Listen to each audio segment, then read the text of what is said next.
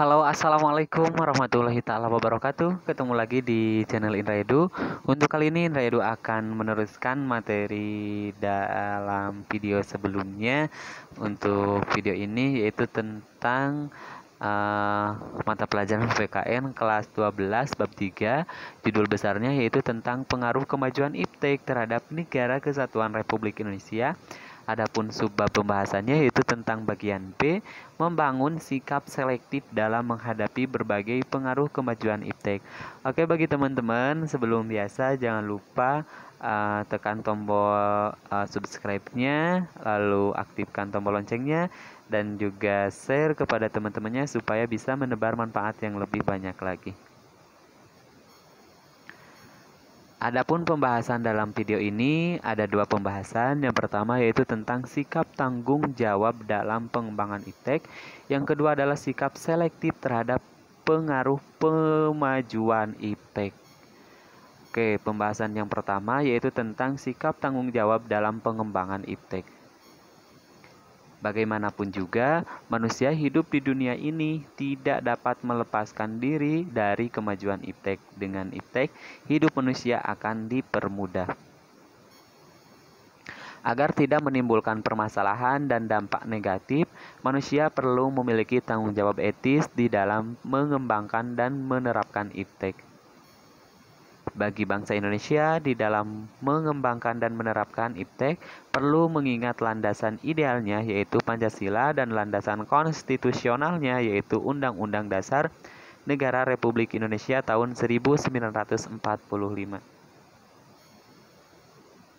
Dalam kaitannya dengan Pancasila, terutama sila ketuhanan yang Maha Esa, sebenarnya telah memberikan peringatan kepada kita bahwa semua ilmu yang ada di dunia ini berasal dari Tuhan.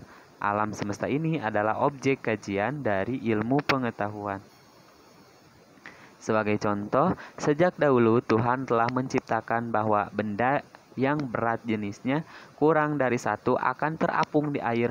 Prinsip ini kemudian ditemukan oleh manusia. Iptek harus dikembangkan dan diterapkan untuk kemaslahatan manusia, bukan untuk menyiksa dan mencelakakan manusia. Dalam Undang-Undang Dasar Negara Republik Indonesia tahun 1945 mengamanatkan tujuan nasional antara lain untuk memajukan kesejahteraan umum dan mencerdaskan kehidupan bangsa. Setelah itu, bumi dan air serta kekayaan yang terkandung di dalamnya dikuasai oleh negara dan dipergunakan sebesar-besarnya untuk kemakmuran rakyat. Dari amanah tersebut, itu semua harus memperhatikan lingkungan dan kondisi sosial masyarakat. Pengembangan dan pemanfaatan iptek di Indonesia tidak bebas nilai. Nah, apa itu pengertian dari nilai? Nilai itu adalah sesuatu yang berharga atau sesuatu yang sangat berharga. Tetapi harus mempertimbangkan lingkungan dan nilai-nilai sosial kemasyarakatan dan agama yang ada di Indonesia. Dalam mengembangkan iptek, manusia perlu mengingat nilai-nilai kemanusiaan, norma, bahkan mengingat nilai-nilai keagamaan.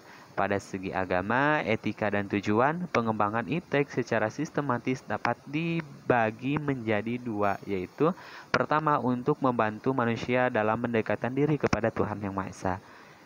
Yang kedua adalah untuk membantu manusia dalam menjalankan tugasnya untuk membangun alam semesta ciptaan Tuhan.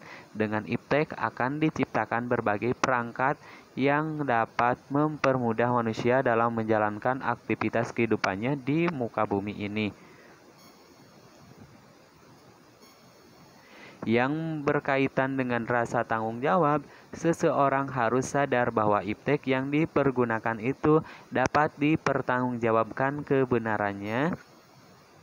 Rasa tanggung jawab juga mengandung arti bahwa dalam menerapkan iptek tidak hanya untuk kepentingan pribadi tetapi semata-mata demi kemaslahatan orang banyak. Pengembangan dan pemanfaatan iptek yang selalu disertai dengan etika dan rasa tanggung jawab akan mendatangkan hikmah. Selain itu juga akan terhindar dari kerusakan lingkungan hidup, pengembangan dan pemanfaatan iptek yang demikian harus disadari oleh sebagai ibadah. Yang kedua adalah sikap selektif terhadap pengaruh kemajuan iptek.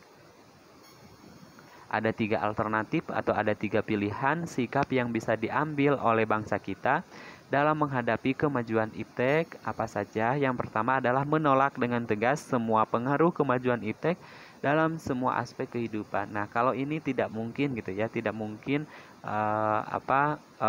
kita menolak dengan tegas karena iptek itu pasti ada yang positifnya, ada juga yang negatifnya. Masa kita tidak menerima hal-hal yang positif dari iptek tersebut, sedangkan sudah kita rasakan dalam kehidupan sehari-hari pun iptek itu bisa mempermudah semua pekerjaan kita, ya seperti itu. Yang kedua adalah menerima sepenuhnya pengaruh tersebut tanpa disaring terlebih dahulu. Nah, ini pun juga tidak mungkin gitu ya, tidak mungkin karena tidak mungkin iptek itu pasti ada yang negatifnya. Apakah yang negatif-negatif itu diperbolehkan diperlakukan di negara kita atau tidak itu ya? Apakah boleh dilakukan atau tidak boleh dilakukan? Nah, itu pasti tidak boleh kalau misalkan hal-hal yang negatifnya. Makanya untuk alternatif yang kedua, menerima sepenuhnya itu tidak setuju gitu ya. Artinya harus ada penyaringan terlebih dahulu. Yang ketiga adalah bersikap selektif terhadap pengaruh tersebut, yaitu kita mengambil hal-hal positif dari kemajuan iptek dan membuang hal-hal yang negatifnya. Nah, kalau yang ketiga ini adalah alternatif yang harus diambil oleh bangsa kita, karena dengan bersikap selektif, dengan bersikap memilih dan memilah mana yang baik dan mana yang buruk, mana yang positif dan mana yang negatif, itu harus bisa diterapkan di negara kita, itu harus bisa disaring gitu ya. Yang negatif-negatifnya itu usahakan jangan sampai datang ke negara kita gitu ya. Alat penyaringnya adalah Pancasila. Nilai-nilai Pancasila merupakan cerminan dari nilai-nilai budaya bangsa yang dapat diterima oleh semua kalangan sehingga dapat dijadikan benteng yang kukuh dalam menghadapi pengaruh negatif dari kemajuan iptek. Sikap selektif terhadap pengaruh kemajuan iptek di bidang politik. Ada 4 hal yang harus selalu dikedepankan pada saat ini dalam bidang politik, yaitu demokrasi, yang kedua adalah kebebasan, yang ketiga adalah keterbukaan, dan yang keempat adalah hak asasi manusia. Bangsa Indonesia harus mampu menunjukkan eksistensinya sebagai negara yang kuat dan mandiri, namun tidak meninggalkan kemitraan dan kerjasama dengan negara-negara lain dalam hubungannya yang seimbang, saling menguntungkan, saling menghormati, dan saling menghargai hak dan kewajibannya masing-masing. Untuk mencapai hal tersebut, bangsa Indonesia harus segera mewujudkan hal-hal berikut ini. Yang pertama adalah mengembangkan demokratisasi dalam segala bidang. Yang kedua adalah mengaktifkan masyarakat sipil dalam arena politik. Yang ketiga adalah mengedepankan reformasi lembaga-lembaga politik agar menjalankan fungsi dan peranannya secara baik dan benar. Yang keempat, memperkuat kepercayaan rakyat dengan cara menegakkan pemerintahannya yang bersih dan berwibawa. Yang kelima adalah menegakkan supremasi hukum. Sedangkan yang keenam adalah memperkuat posisi Indonesia dalam kancah politik internasional. Selanjutnya, sikap selektif terhadap pengaruh kemajuan iptek di bidang ekonomi. Iptek ya. Sistem ekonomi kerakyatan merupakan senjata ampuh untuk melumpuhkan pengaruh negatif dari kemajuan iptek dan memperkuat kemandirian bangsa kita dalam semua hal. Untuk mewujudkan hal tersebut, perlu kiranya segera diwujudkan hal-hal di bawah ini. Yang pertama adalah sistem ekonomi dikembangkan untuk memperkuat produksi domestik untuk pasar dalam negeri sehingga memperkuat perekonomian rakyat. Yang kedua adalah pertanian dijadikan prioritas utama karena mayoritas penduduk Indonesia bermata pencaharian sebagai petani. Yang ketiga adalah industri-industri haruslah menggunakan bahan baku dari dalam negeri sehingga tidak bergantung impor dari luar negeri. Yang keempat, diadakan perekonomian yang berorientasi pada kesejahteraan rakyat. Yang kelima, tidak bergantung pada bahan-bahan multilateral seperti pada IMF, Bank Dunia, dan WTO. Yang keenam adalah mempererat kerjasama dengan sesama negara berkembang untuk bersama-sama menghadapi kepentingan negara-negara maju. Sikap selektif terhadap dampak kemajuan iptek dapat dipertegas salah satunya dengan meningkatkan daya saing Indonesia di dunia internasional. Kegiatan konkretnya adalah 1. Meningkatkan kualitas sumber daya manusia Indonesia, misalnya tingkat pendidikannya, derajat kesehatannya, dan tingkat kesejahteraannya.